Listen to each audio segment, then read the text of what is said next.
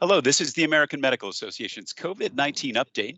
Today, we're talking about how to teach and evaluate performance in telehealth, an increasingly important issue for educators as telehealth continues to transform care during the pandemic. I'm joined today by Dr. Richard Van Eck, Associate Dean for Teaching and Learning at the University of North Dakota School of Medicine and Health Sciences in Grand Forks, North Dakota. Dr. Brian Garibaldi, Associate Professor of Medicine, Physiology, and Health Sciences Informatics at Johns Hopkins University School of Medicine in Baltimore, Maryland. And Dr. Vimal Mishra, AMA's Director of Digital Health and the Medical Director of Telehealth and Informatics at VCU Health in Richmond, Virginia. I'm Todd Unger, AMA's Chief Experience Officer in Chicago. Dr. Van Eck, let's start with you. When the use of telehealth quickly ramped up at the start of the pandemic, how did students and residents fit into that process? And were they able to continue their education? Well, we've been integrating telehealth in our phase one curriculum built around our AMA consortium project.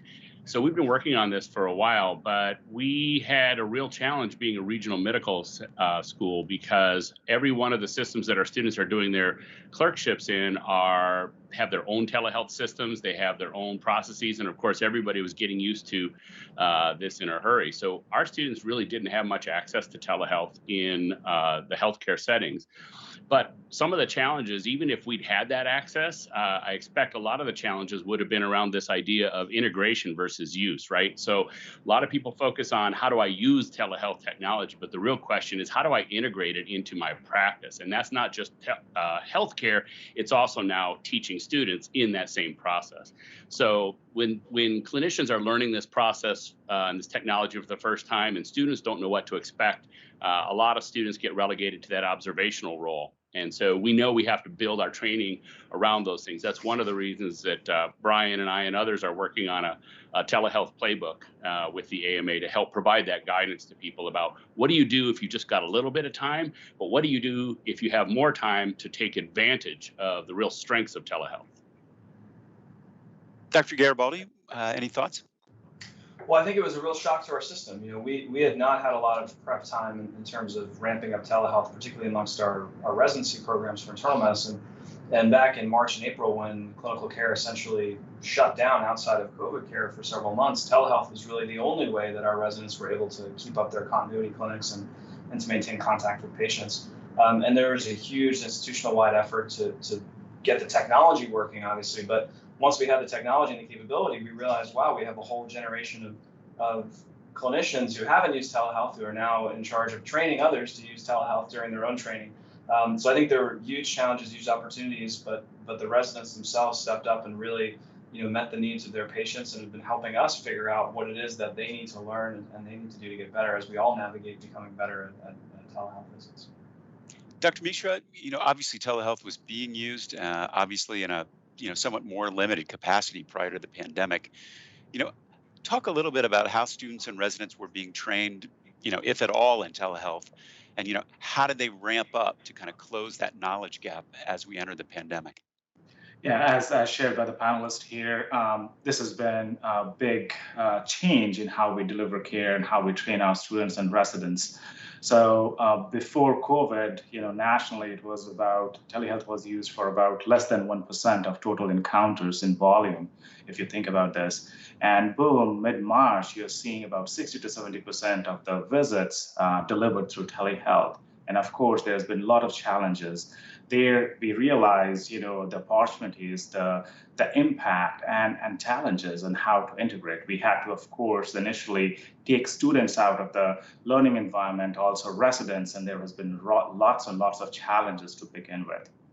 What do you think, when you're teaching that, like what's the unique skill set that's required for telehealth, versus kind of being in person, and what makes that so hard to teach? That's a fantastic question. And again, we need to kind of deconstruct the in-person visit to begin thinking about how it changes overall how we deliver care virtually. Telehealth is not one technology. It is not a video, audio, conferencing system. There are lots and lots of technology. Again, telehealth has helped deliver from a distance. And now think about the paradigm where we live in, where we organize care around us, our clinical environment, our physicians. And now the telehealth, you have to organize the same care with the same kind of effectiveness and quality around the patient. And think about the challenges, the change in the workflow, change in how we do physical examination.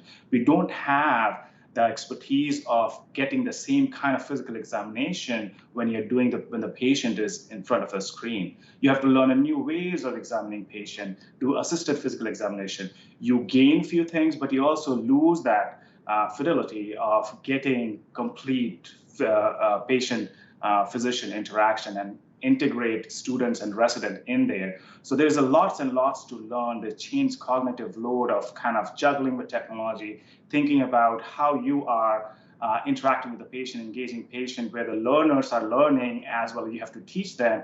Plus, the physician is not very confident in what they are doing. They are learning themselves. So it's a very interesting environment. And the question you asked about what we did, we had an M4 elective before these all things started, and it was more of an elective. These students would say, all right, yes, I think telehealth is something. It was in a parallel than a traditional healthcare delivery. Now it was more of a need.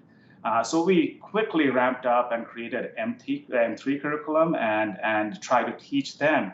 Good part of this is the students. They learn so quickly. They actually helped attending physician to navigate with the technology as well. So lots of learning, lots of challenges, but I think this is a beginning of a new era.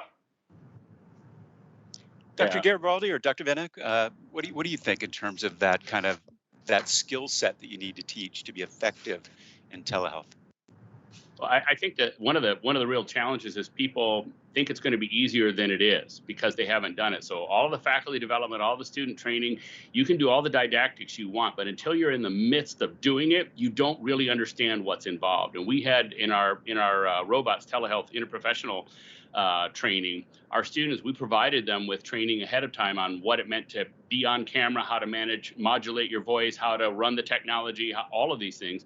They really didn't pay a whole lot of attention to it. And lo and behold, right after the scenarios, the debrief was full of comments like, I had no idea telehealth was so hard. I couldn't understand what they were saying, and I couldn't see them. They kept saying, who are you? Which one are you? And I couldn't read body language. And so until you're in the midst of it, you don't get it. So I think that's a real key aspect of the training, that we have to put people in those simulated and realistic environments to do that training, or they just don't understand it.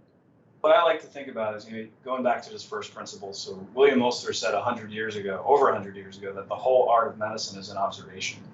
And telehealth is all about observation, right? And it provides unique opportunities to observe patients, oftentimes in their home environment where we never would be able to share that experience with them before. And I think there's lots of things that you can get from observation through telehealth that you can also get during an in-person visit that we sometimes take for granted. And so I think when we've kind of taken a step back and said, what are the essential elements that go into a history and physical exam over telemedicine, it really comes back to observation. And yes, there are certain things that you can do with assisted physical exam maneuvers, but at the end of the day, watching a patient walk across the room, or watching the way in which they speak, if you're worried about shortness of breath, there's so much information that I think we oftentimes have lost in our in-person encounters. And I wonder and hope that telemedicine is actually going to bring us back to taking advantage of those wonderful cues and observations that we can make that can help us in all of our patient encounters. Dr. Garibaldi, just kind of following up on that, and you think about kind of that skill and you talk about observation. So now put yourself in the position of evaluating someone who's learning, evaluating their performance in telehealth. What are the factors that need to be considered, and what are the challenges in doing that?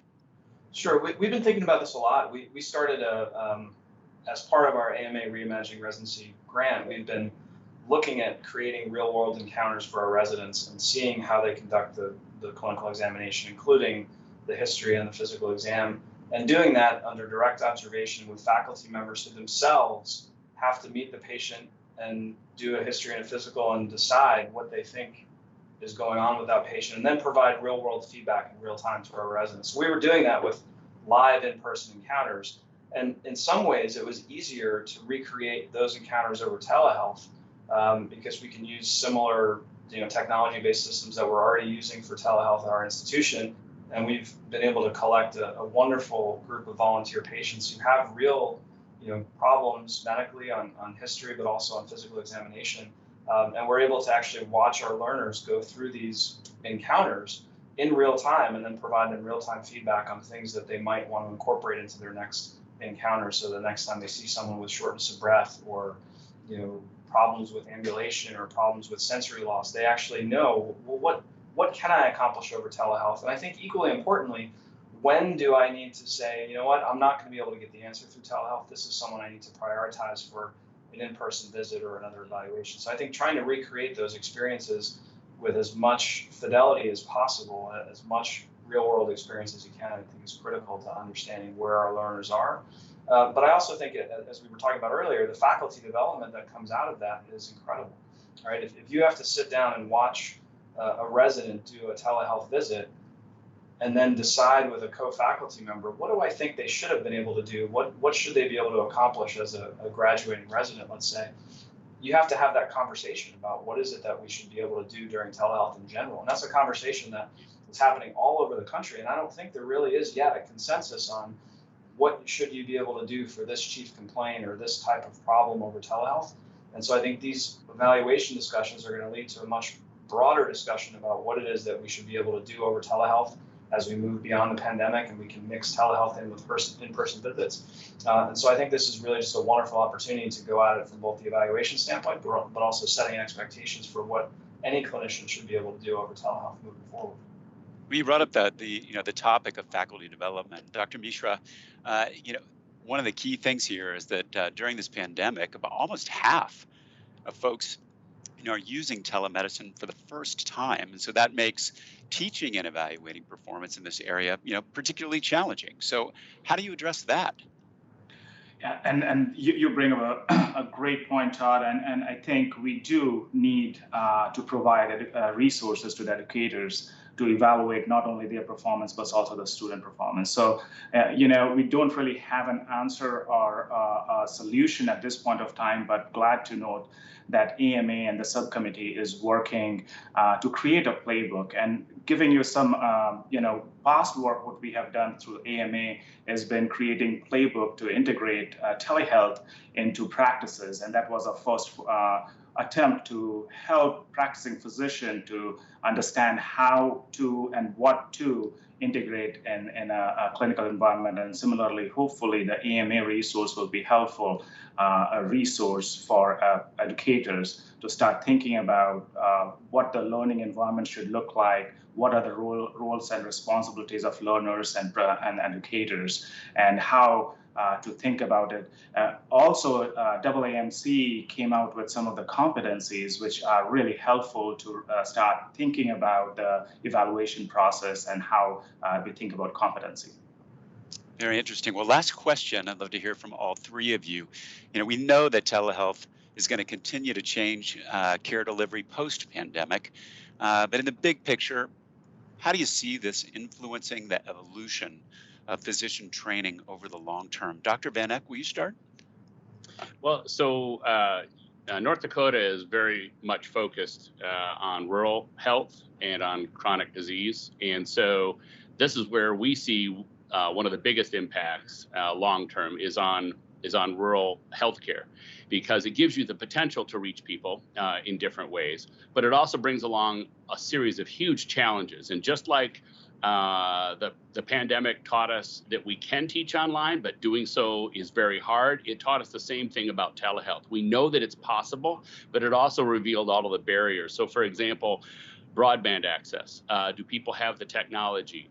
For example, as part of our HRSA grant, we plan to do interprofessional team-based geriatric assessments of Native Americans in different reservations. Well, one of the questions that comes up is, do you train the patient? Do you ask the patient to come into a healthcare center? Do you train a surrogate? Do you send out a set of technology that's plug and play? What are the best ways? And it's not going to be a one size fits all. You have to understand rural isn't all the same. Rural on the reservation is different than rural in Walhalla. And so you have to really understand those things. Those challenges are going to be huge, but the benefits are equally large. Dr. Garibaldi, how do you see this kind of evolving post-pandemic in terms of So, training? yeah, I think there are two important issues we need to consider in addition to what we've already talked about. One is this issue of access to care. I think the pandemic has clearly highlighted vast inequities in our society, and certainly healthcare is a big part of that. We need to understand from a patient's point of view what they need to be successful during a telemedicine visit and how we can take advantage of the potential widening of the scope of healthcare by providing certain technologies and access to those technologies for patients. I think that's probably one of the most important things we need to deal with. The other thing I would love to see is us taking advantage not just of the video and the audio, but beginning to use other technologies that we're already using in the hospital. Point of care devices that can tell you your pulse oximetry, that can tell you your heart rate, that can tell you, maybe even digital stethoscopes that we can deploy in the home, or even ultrasound machines that can guide the patient to actually get additional information. I think there's a whole host of untapped resources that we can apply to telehealth that's going to greatly expand what we can accomplish, not in person. Makes a lot of sense. I've already developed my own gym equipment collection here. Why not have my own medical devices that tie to, what I need to be tracking on a chronic basis? That makes a lot of sense. Dr. Mishra, your final thoughts? Well, so I see, healthcare. Today, healthcare is being delivered, Star Wars care is being delivered in a broken delivery system. And that's what technology is going to help. How do we improve our delivery system to a point that we can provide same technology, same kind of care wherever the patient is? It's going back to the future, where the physician used to go to the patient to take care of the patient in their environment, and the technology is going to bring back the same essence back to the patient's control. I see the future of healthcare where it is led by the patients and guided by the physicians. So we need to kind of start embracing that, from sick care to well care, from physician delivered care to physician guided care. And how do we do it? There are lots and lots of technologies around us. How do we organize it in a way which really impacts the patient care, improve the outcomes, rather than just thinking about one thing, pick electronic medical record or telehealth?